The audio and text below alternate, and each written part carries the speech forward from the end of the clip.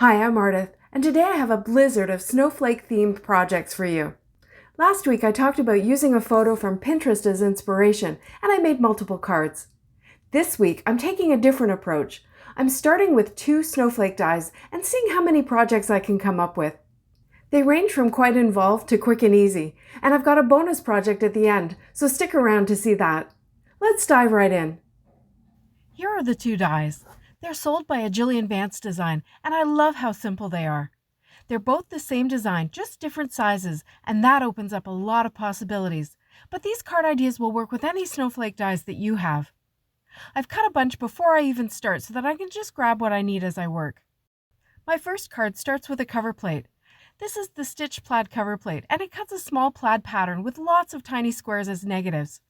The die cut itself comes out pretty easily, but I did need my craft pick to poke out the squares. I find it fastest just to kind of get into a groove and poke them out row by row. I want to color the squares and then inlay them back into the plaid pattern to create a colorful mosaic. So I tried a little experiment and I just kind of pounced my mini ink pad onto the squares right on my desk just to color them quickly. I chose 6 different bright happy colors that will look festive when I'm done, and when I got to the point that I had put the ink down on the main areas of the squares on my desk, I adapted my process and started lining them up so that I could get maximum coverage, as I'm showing here with the yellow ink. Of course, now I'm thinking that if I had swinked my panel before cutting it, the cardstock would have been colored and I wouldn't be chasing these tiny pieces all over my desk. But it also would have meant cutting another panel and I would have ended up with another white frame. Anyway, once I had all the little squares colored, it was time for the inlaying. I put some adhesive all over a panel of white computer paper. This will act as my backer, and having the adhesive there saves me from having to add glue to the back of each little square. I know I don't need to put every square back in, because I plan to cut this with a circle die. So I used my jewel picker to start putting pieces into the frame, and I checked often to see where the cut would be so that I could focus my energy in that area. After a while, I remembered that I had a silver glitter piece already cut from a previous project, and I had kept the frame and some of the squares in the back of the pocket that I keep the die in.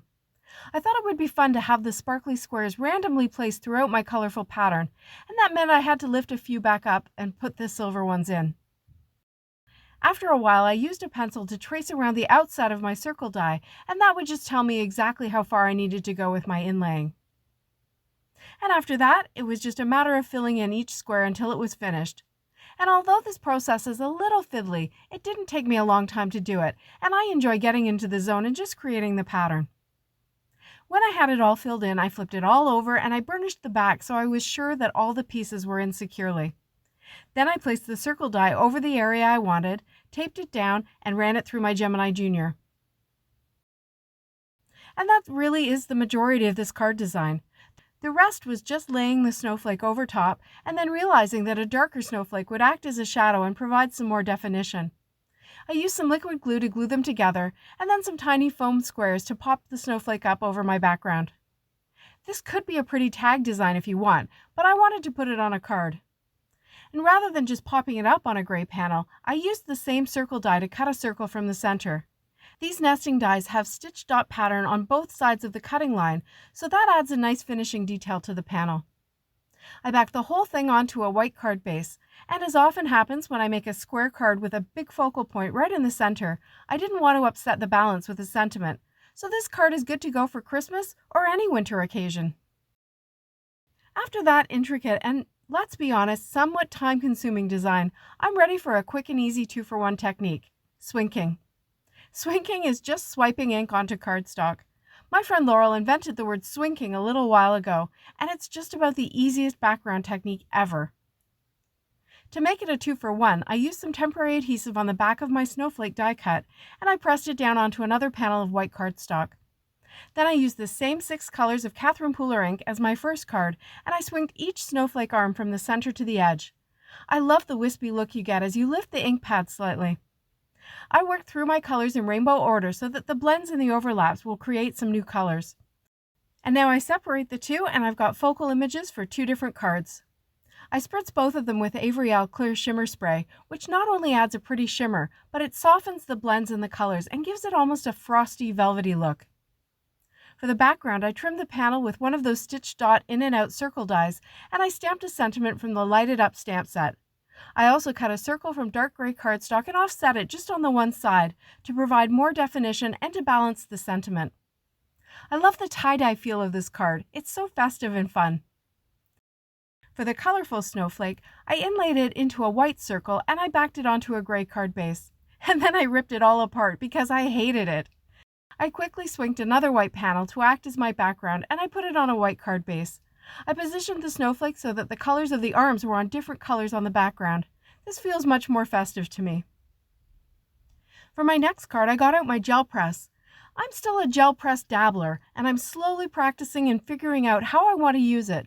But one thing I find it really good at is quick backgrounds that have a similar look to blending, but a little different and way faster with less effort. This is a 5x7 gel press, and I pressed just the cool colors of my inks onto it, in stripes.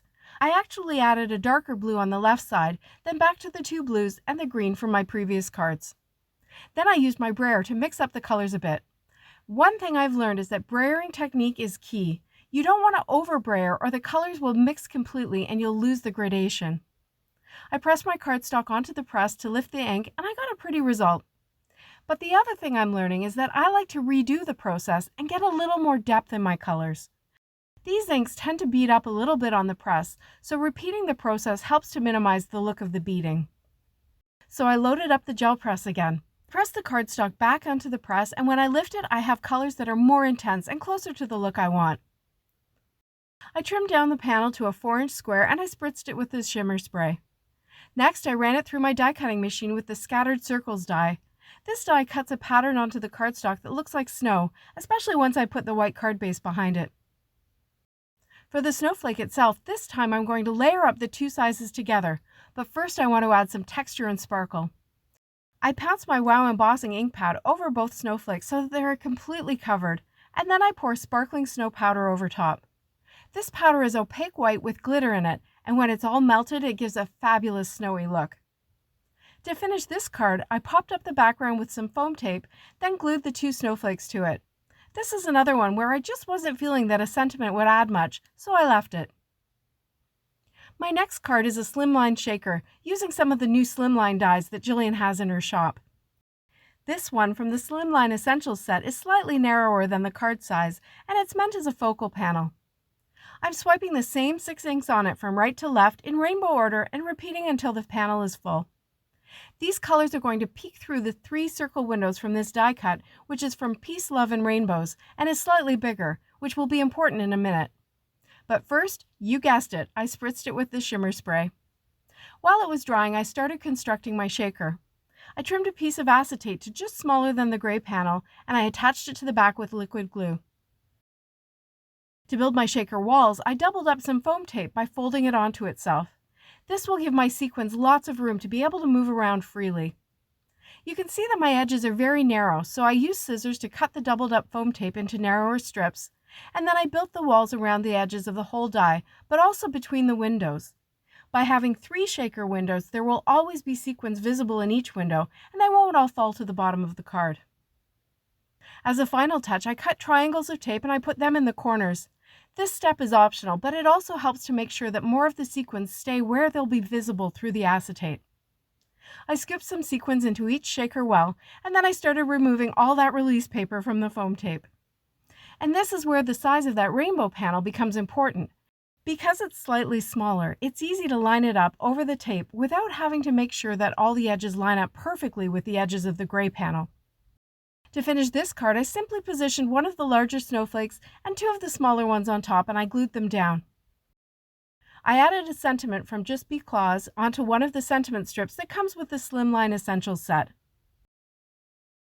Okay, now for the bonus project, and it's quick, so don't blink or you'll miss it. When I cut the window panel for the shaker card, I also got 3 stitched circles from gray cardstock. These circles are the perfect size for tags, and I cut another window panel from white so I can make 6 altogether, using a 2-for-1 technique. I laid a small white snowflake on each of the white circles, and then I grabbed my Distress Oxide sprays in similar colors to the inks I've been using. I just spritzed the tags with the colors in a completely random fashion. This is another thing that I haven't used much, so I can't say that I have a technique with them, but they're certainly fun to play with. When I'm done, I add more shimmer spray, and when I remove the snowflakes, I've got colorful tags with white snowflakes and colorful snowflakes that I can put onto the gray circles, which also got a spritz of shimmer spray. To have a place to write the recipient's name, I use this rectangle window die from Slimline Rectangle Window and Words die set, and again I'll use the negative portion, which also have a stitching detail, which is a nice touch.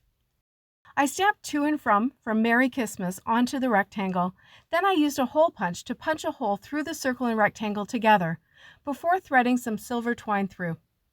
I didn't glue down the circle portion so it can be moved so that you can see the information, and I think this layered up tag will be a perfect addition to a gift. So I used my leftovers plus a couple of negative die cuts to create a quick set of tags that you can use yourself or give to a friend to use in their holiday wrapping. Well, the blizzard watch is over, but I hope you're inspired to take out your snowflake dies and see what you can make with them. We're definitely in prime holiday crafting season, so I've linked to my playlist with loads of inspiration for Christmas cards. And if you are inspired to use my designs, please be sure to tag me so I can see them and comment.